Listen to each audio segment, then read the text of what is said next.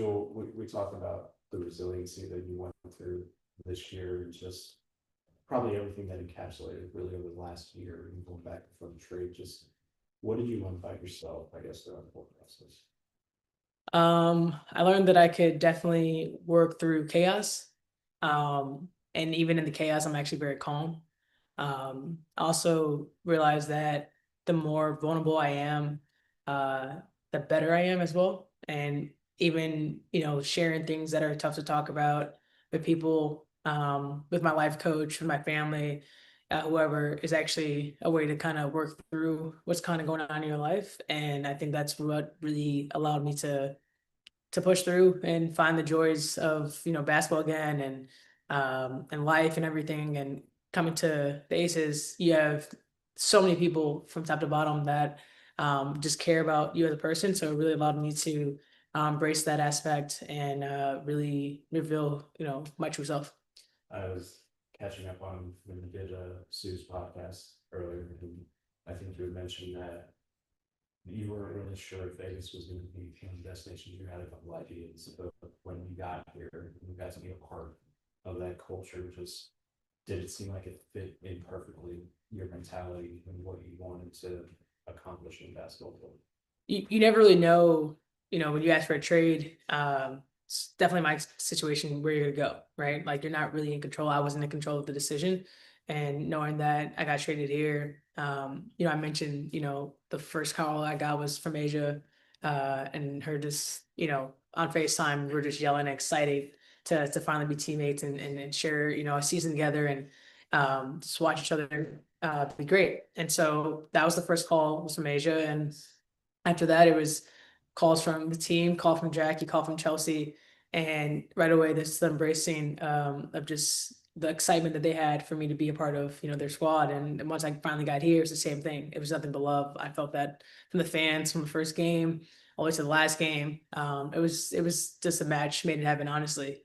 Just what I needed to heal, the environment that I needed to be in to grow and really trust, myself, but also everyone else around me. And so it was just, perfect timing.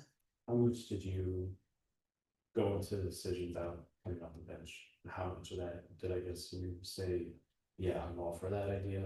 And I'm saying if you went to Becky and suggested that. Yeah, I tried it twice before, and she was like, no. Our assistant coach Ty said the same thing. Like we were texting back and forth. I'm like, I think we should try this. All caps, no. And I was just, seeing how the team was, seeing what we needed, trusting everyone who's been in practice, our whole teammates. I see what everyone is doing all the time, and it just made sense that I was gonna go and talk to Becky and tell her right away, like, listen, trust me on this, like, please let me do it. And she was like, okay. And even the next day or 2 days later, I think we had a game.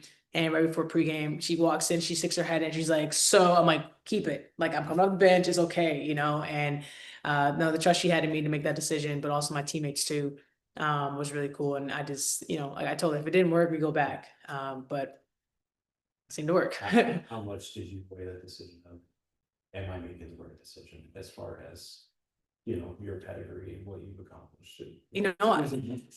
I didn't really like, I just thought it just would be a good idea. I didn't really worry about, what I've done in the league, who I am in the league, what it's going to mean for my legacy. None of those thoughts were in my head. It was, what can I do to help this team win? What can we do to change the course, of where we're on? And like I said, if it didn't work, we just go back. But I just trusted, everyone on this team, and I knew we were finding a way to get it done. What did you not know about Becky that you learned that may surprise you when you got here? She loves trivia. I didn't know that. And if you're good at trivia, you get paid pretty well too. Like in the pot. No, but she's awesome. She knows a lot of random facts, but they're all facts of just either trial and tribulation, just random facts. And she's definitely a daredevil as well. And that's something that's really cool. And she's not afraid to be challenged. She's not afraid to challenge others. She's not afraid to grow. And it's really cool to see that as a coach. Sometimes you kind of get stuck in your ways. And for Becky, she wants to get better every single day. She wants to learn, and she wants to serve. She wants to serve others. the best of her abilities, and it's pretty cool to do that. It seemed like in the finals, she had a different game plan for each game, different adjustments each game. What does that say about her willingness to adapt? Yeah, Chelsea kept saying like, she's not in her bag yet. She's not in her bag yet. Just wait till playoffs. And I'm like, I don't know what more she could do. She's been in her bag all season. I mean, we literally were, trying to figure things out, and she's drawing up all these plays, and playoffs come around and you're like, wow, like she is really taking chances. She's trusting us to change defenses without practicing them. She's trusting us to go over scouts. Her ability to just execute. And, the thing I always told them, like, the thing I always trust is that we're not going to get out coached. We might get, hustled here and there, but we're not going to get out coached. She has too much literally in a bag of all her notebooks and her plays and, her analytics. She has too much. And that's why she's, a Hall of Famer for many reasons, but that's definitely one of them. The coach can overwhelm players with so much information. What does she do as far as trying to keep you guys from not feeling that way?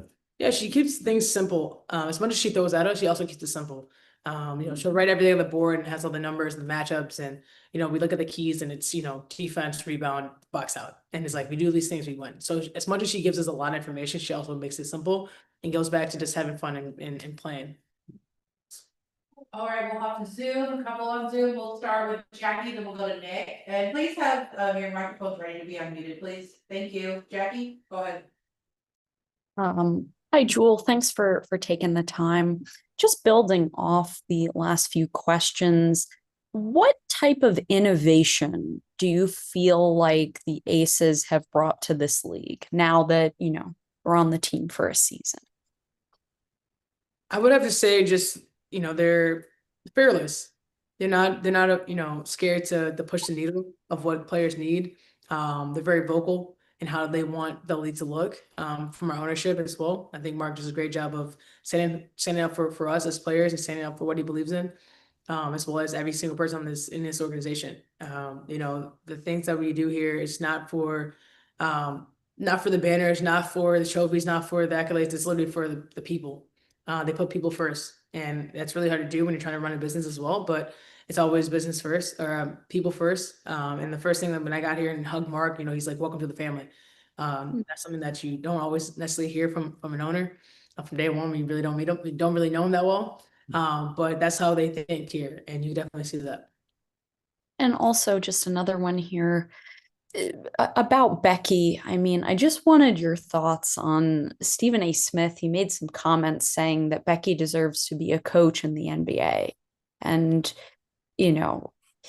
also what you think of his comment where he says, if men can coach in the W, then women should be able to coach in the NBA. Just want to know what you think of that dynamic. Yeah, I mean, women can do anything they want, I believe. You have the capabilities to do that. Everything is based on, for me, if you're educated enough to do it and you're qualified to do it, you should be able to do it. It doesn't matter on your gender. But Becky, she has coached in the NBA. She's played basketball around the world. She's a Hall of Famer.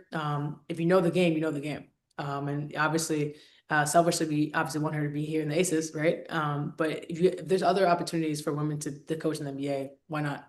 Like I said, it's all about what you know, your IQ. Can you coach? Can you lead? Can you make people better? Can you grow the game? Those are the things. It shouldn't matter of your gender. Thank you. And then I wrap it up on Zoom. Hey, Jewell, wanted to ask you, I noticed in game 4, you were rocking the Kobe puff coat, real tough, which was awesome. Who else inspires you and keeps you, grounded, locked in, and pours into you to make you be the absolute best that you can be on the floor? Well, I have to give a shout out to Jackie. She got that for me for my birthday, so I had to wear it. It just made sense. She told me to, I'll know when the time is right to wear the vest. Game 4 was the right time. But I would have to say just my circle. I have friends that I grew up with since I was literally 6 months old, and we stay together, and our group messages are going off, and they know me so well, and we constantly in conversations all the time.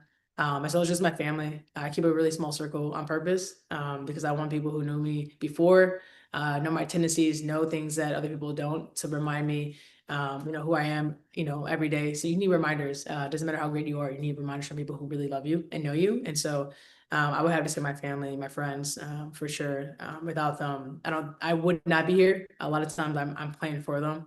The reason why I do a lot of things that I do to help them. All right, thank you. We'll go to Kais. All right, Jewell, congratulations again. Just two quick ones from me. One, which area of your game are you most proud of from this past season? I would say my defense and my ability to set screens. I love screening. Obviously, you probably enjoy it more when you're screening for Asia, but I think those two things were something that I was really impressed with. I knew I could play that level of defense all year round, but to do that and to help our team when we needed to was something I was pretty happy with. Got you. And then just kind of bouncing off an earlier question, how important is starting to you moving forward? Honestly, it's not that important to me. A lot of things have changed in my life. I have a different perspective on a lot of things, and the biggest thing that I, really want to focus on is just playing good basketball, whatever that looks like. Acting your team, playing your minutes when you need it, and when you have to, and just enjoying the game of basketball. A lot of times, you get so caught up in the professionalism of it, and I really want to get back to just playing like I was like a kid. You go in and just hoop. That's what I'm really focused on. Obviously, if I need to start and that's what we need to do, I'll do that. But I'm all about what my team needs and whatever I can do to help. Got you. Thank you. Thanks, Zoom folks. And you're in person. Just one thing on the CBA, just what are you hoping one gets done, and two, what are you hoping that talks over the next few weeks accomplish before the deadline? Yeah, I mean, obviously, from players, we want, what we've been talking about for many years. We've done everything we've been asked to do as players and give a great high quality product on the court every single night. We've done that. We've grown the game. Our fans are enjoying it. So now it's time to reap the benefits of that, of not just us, but everyone ahead of us and before us. The momentum of the league right now is so high, and it would be unfortunate if there was a lockout. But at the same time, we're going to fight for what we need, and that's the most important thing. But the players and being vocal and advocate about it, I think hopefully things start to change. Thank you, Thanks, Jewell.